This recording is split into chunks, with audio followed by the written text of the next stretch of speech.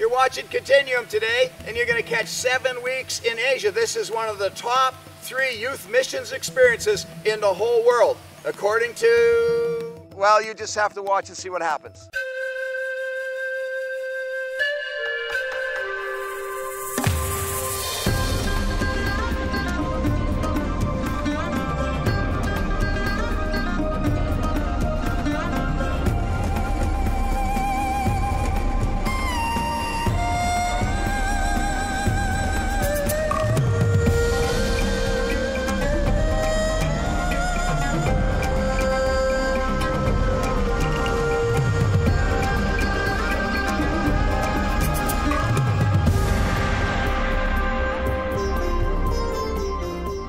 Seven Weeks in Asia is a youth missions summer program gathering young people from the Western nations, and actually we had one from the Philippines as well this year. An intense group, a small group, so we can really concentrate on seeing God build character and do things in their lives. You know that when Jesus chose his apostles, it says that he went up on the mountain and he prayed all night, and then he called all of his disciples to him and he named 12 apostles. And we see Peter and John and James and all of those guys in there named as apostles. Then he took them down off the mountain, it says, into where the multitude was. And the multitude came with their diseases and their demon possession and all that kind of stuff. And Jesus took them right into that and showed them how to minister to a hurting world. And then after that, he began to teach them. He said, "Blessed are the poor in spirit, for theirs is the kingdom of God," and all of those kind of good, solid Bible doctrines that he brought into their lives. And if we want to see our youth change, we've got to do it in a place where they can actually touch hurting humanity and be used of God to bring his good news, his blessing, his healing, his deliverance into their lives. And that's what happens during this summer program across Asia. Now look what happened to Sarah's life. My name is Sarah Blessner. I'm 16 years old and I'm from Minneapolis, Minnesota. And I'm part of the 7 Weeks in Asia team. Hi, my name's Sarah. I'm 16, I'm from America. I came on this trip not knowing exactly what it would be like, and the trip was a lot more than I expected. Like seeing people come from all different countries, different backgrounds, different places of where they're at, and just watching us come together and work as a team and get to know each other. And that was my favorite part, was seeing my teammates just really grow and be challenged. So for this trip, we got to experience basically everything you can imagine, all around Thailand, like up to the north, down to the south. And not just traveling, we got to experience different kinds of ministry. We got to meet many different leaders, kind of each week a new leader led our trip. And that was really one of my favorite parts because I liked seeing different aspects of people and personalities and where different people come in and how they do ministry. Kind of everything I was afraid to do, I was forced to do on this trip. From simple things, like I told my team, I have this weird thing where I really hate calling people I don't know. Like it's stupid, but I don't like it at all. And like the second day we were here, Pastor Al gave me this list of numbers and was like, "Can you call all these people and invite them?" And it was just a small thing, but it was something that I had to do and made me get over it. And also I don't like public speaking at all. Like I absolutely used to be terrified of it, like absolutely terrified. And on this trip, almost every day we've had to speak somewhere, give a message, speaking on something. And by the end of the trip, I was actually like looking forward to speaking. Like I'm not really nervous to do it anymore. Like I still get nervous, but it's kind of different. It's like an excited nervous now. So I feel God has really helped me get over myself and just do things for the glory of God. Well, before I say anything, I want to thank everybody that's let us be here, like Pastor Al and all of our leaders. I just want to thank you guys so much because seriously, you have changed my life. Probably the hugest surprise is when we were in Cambodia and we got to, Ali got to speak. And they walk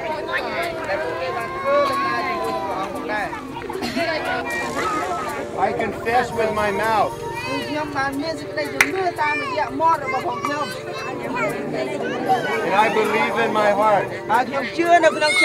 We saw like 50 people accept Christ, which is amazing. All of us are really, really touched by that. I came on the 7 weeks trip because I really felt God leading me to.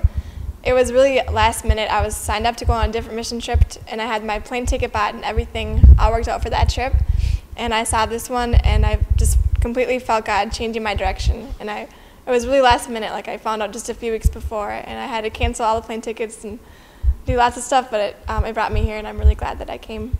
A lot of this trip has been about vision, like what are you going to do next? Like what is the dream God's placed in your heart, and where are you going with it? And that's something I thought about a lot, but I never really knew for sure. And it's really challenged me to question myself and think about the vision God's placed in my heart and in my church's heart and my family. Because here, the family and church is so strong. They have similar vision, the same vision, and they're all running together. And that makes it so much more powerful and so much more strong. So God's really just been speaking to me about vision and what's the next step, like what He wants me to do next. The biggest change in me is before this trip, I didn't know who I was really. Like I knew I was young, I have my whole life ahead of me, and that I love God and I just want to pursue God. But I had no real vision that would last. And coming here, everyone seems to know who they are, they seem to know what they want to do. And I'm just here, I feel like a little kid. I feel just I just love God and I just want to go around the world and do all this crazy stuff, but I have no real vision of what to do next. And this trip, God has really spoken to my heart about your vision, how to take next steps and how to completely trust in God. Now I can say for sure, I know God has a purpose for my life, He has a vision for my life and a plan. I just need to follow that and walk it through. And I just want to thank you guys so much because it's really, really changed my life. When we were in Koh Phangan, an island in southern Thailand, we got to go house to house praying for people. And they're all so hungry for God. Every day they had something new to request to pray for. And every single person would share their testimony freely. It was so a part of their life, what God had done for them. So being able to pray for people in that island was really amazing to me. Another thing that I thought was so amazing about this trip is that every day people would come up and be give us your testimony. And us, in America and Canada, your testimony is well, I grew up in a Christian family and then I fell away from God, and it's your whole life story. And here they're no, what did God do in you yesterday? What did God do for you this morning? God is a living God. He's here every single day for us. He's not just the God of when we grew up. He's God today and tomorrow and yesterday. And that's really changed me too, just knowing that God is with us every single day and He speaks to us and changes us every single day. And it's really changed my life, and I want this change for everybody. So I am excited. I'm sad to leave. I'm going to miss everybody. I'm going to really, really miss my team. They're almost closer than my family sometimes, it feels like. But I'm really excited for the future and what God has in store. I'm really excited to see where He takes each one of us and everyone here. And I'm really excited for what's next. So thank you. When things like this happen to our young people, you can imagine that it ignites a dream in their hearts for the Great Commission, especially the Great Commission the way Jesus imagines it and wants to put it and deposit it into their hearts. You know, when you see 50 people like that come to the Lord in Cambodia, see, these young people will never forget that. And here's this army general under Pol Pot's regime. The guy's lost both of his legs because of landmines, and here he is in this village, and he's the first one in his little cart there to put up his hand and say, I want to receive Jesus, a very influential man in that area. And you know, when you see that happen, as you touch something like that as a young person, it changes your heart forever. And I know that this young 7 weeks in Asia group are never going to forget that experience in Cambodia and all of the other experiences that they've had across Asia. You know, what we've got to do is get our young people in a place where God can ignite that dream in their hearts. And this is costly, it's a little bit risky, and so on. I'm going to talk a little bit about that in this program, how we deal with some of those things. But you know what? It's worth it. We have got to get our young people to the place where they can meet Jesus moving through them. And that's one thing that you'll notice about this group of young people. They were awed by the way God moved through them when they went around laying hands on people, house to house, praying for the sick, and into the prisons and all of those kind of places. And God moved right in through their lives. I tell you what, it's life-changing, it's character-building, and the kingdom of God so desperately needs people who are ready and equipped to be able to bring that kind of ministry to a hurting world. 7 weeks in Asia. Yeah, it's pretty much rained here every day, sometimes hard, sometimes soft. Tired? I hiked for, what was it, 6 hours to speak to a single village for just a short while. Where I'm ministering in the Yafu Church.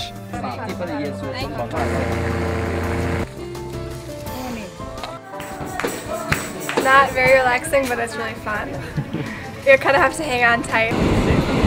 The train ride was awful.